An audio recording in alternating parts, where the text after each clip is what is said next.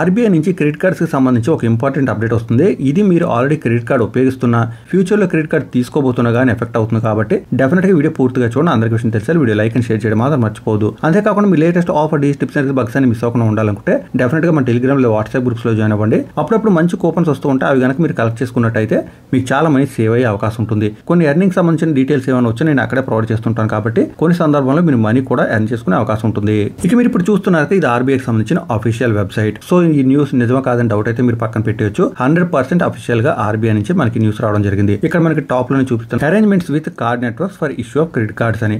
So basic గా credit card ఇష్యూకి సంబంధించి ఇక్కడ మనకి డీటెయిల్స్ అన్ని ప్రొవైడ్ చేశారనమాట. మీలో చాలా మందికి ఇప్పటికే తెలిసే ఉంటుంది, మనకి ఎవరైనా కానీ క్రెడిట్ కార్డ్ ఇష్యూ చేసేటప్పుడు మనకి నచ్చిన క్రెడిట్ కార్డ్ అయితే వాళ్ళు ప్రొవైడ్ చేయలేరు. వాళ్ళు ఏ కార్డుకి సంబంధించిన నెట్వర్క్ తో అరేంజ్మెంట్ చేసుకున్నారో లేకపోతే అగ్రిమెంట్ చేసుకున్నారో ఆ పర్టికులర్ కార్డ్స్ మనకి ప్రొవైడ్ చేసే అవకాశం ఉంటుంది. సో మీకు ఎవరైతే కార్డు ప్రొవైడ్ చేస్తున్నారో చాయిస్ అనేది వాళ్ళ చేతిలోనే ఉంటుందన్నమాట. సో మీకు పర్టికులర్ బ్యాంక్ సంబంధించిన కార్డు నచ్చి నెట్వర్క్ అంటే పర్టికులర్ కార్డు నెట్వర్క్ మార్చాలనుకుంటే మాత్రం మీరు మార్చుకునే అవకాశం ఉండేది కాదు. బట్ ఇది మారనుంది. ఇకపై మీరు ఏ బ్యాంక్ సంబంధించిన కార్డు తీసుకుంటున్నా గానీ కార్డు నెట్వర్క్ ని మీరు చూస్ చేసుకునే అవకాశం ఉంటుంది అనమాట. దానికి సంబంధించిన డీటెయిల్స్ ఇక్కడ ప్రొవైడ్ చేయడం జరిగింది. ఇక్కడ కావాలంటే ఒకసారి మీరు వీడియో పాజ్ చేసి చూడొచ్చు. బట్ మనకి థర్డ్ పాయింట్ నుంచి ముఖ్యమైన డీటెయిల్స్ ప్రొవైడ్ చేశారనమాట. థర్డ్ పాయింట్ లో 2 రకాల పాయింట్స్ ఉన్నాయి, ఏబి అంటూ. ఇక్కడ ఫస్ట్ పాయింట్ లో ఏం చెప్తున్నారంటే కార్డు ఎవరైతే ఇష్యూ చేస్తున్నారో వాళ్ళు కార్డు నెట్వర్క్స్ తో అరేంజ్మెంట్ చేసుకునేటప్పుడు పర్టికులర్ గా అదే నెట్వర్క్ సంబంధించిన కార్డు మాత్రం ప్రొవైడ్ చేస్తామంటూ అగ్రిమెంట్ చేసుకోకూడదని చెప్తున్నారు.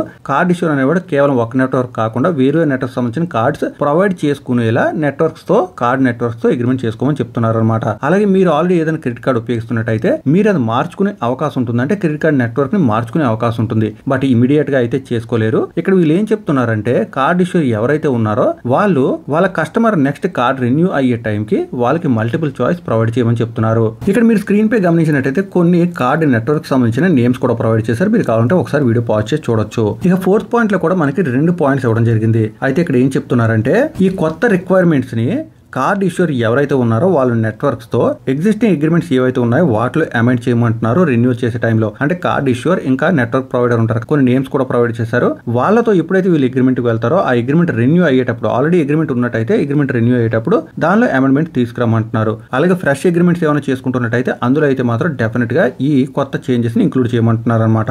అయితే 5th పాయింట్ కి వచ్చేసరికి మనకి 3Bకి సంబంధించి ఒక చిన్న క్లారిఫికేషన్ ఇవ్వడం జరిగింది. The directions at 3B above shall not be applicable to credit card issuers with a number of active cards issued by them being 10 lakhs or less in number ఉంది. So ఇక్కడ మనకి చూసారు కదా, ఫ్రెష్ అగ్రిమెంట్ ఎవరైతే తీసుకుంటున్నారో వాళ్ళకి ఈ విధంగా మల్టిపుల్ చాయిస్ ప్రొవైడ్ చేయాలని చెప్పడం జరిగింది కదా. సో అది ఎవరైతే క్రెడిట్ కార్డ్ ఇష్యూస్ ఉన్నారో వాళ్ళకి 10 lakhs కన్నా తక్కువ కార్డ్స్ ఉన్నట్టయితే వాళ్ళు దీన్ని పాటించవలసిన అవసరం లేదని చెప్తున్నారు. సో చిన్న చిన్న కంపెనీస్ ఏమైనా కార్డ్ ఇష్యూర్ కంపెనీస్ ఉన్నట్టయితే వాళ్ళు ఇప్పటికిప్పుడైతే మాత్రం దీన్ని పాటించవలసిన అవసరం లేదు. వాళ్ళు ప్రొవైడ్ చేసిన కార్డ్ నెంబర్స్ ఎప్పుడైతే 10 lakhs కన్నా ఎక్కువ అవుతుందో అప్పుడు వాళ్ళు కస్టమర్స్ కి మల్టిపుల్ చాయిస్ ప్రొవైడ్ చేయాల్సి ఉంటుంది కార్డ్ నెట్వర్క్ సంబంధించి. ఇక కార్డ్ ఇష్యూర్స్ ఎవరైతే వాళ్ళ సొంత నెట్వర్క్ యూజ్ చేసి కార్డ్ ఇష్యూస్ చేస్తున్నారో వాళ్ళైతే మాత్రం ఇలాంటి మల్టిపుల్ చాయిస్ అయితే ప్రొవైడ్ చేయవలసిన అవసరం లేదు. అంటే మీరు గమనించి ఉంటారు, అమెరికన్ ఎక్స్ప్రెస్ ఉంది కదా, వాళ్ళు American express own card provide చేస్తుంటారు. సో అలాంటి వాళ్ళైతే మాత్రం మల్టిపుల్ చాయిస్ ప్రొవైడ్ చేయాల్సిన అవసరం లేదు. వాళ్ళ సొంత కార్డు వాళ్ళు ఇష్యూ చేసుకుంటే సరిపోతుంది. ఇక ఇంతకు ముందు మన 5th పాయింట్ లో 3Bకి సంబంధించి ఒక క్లారిఫికేషన్ చూసాం.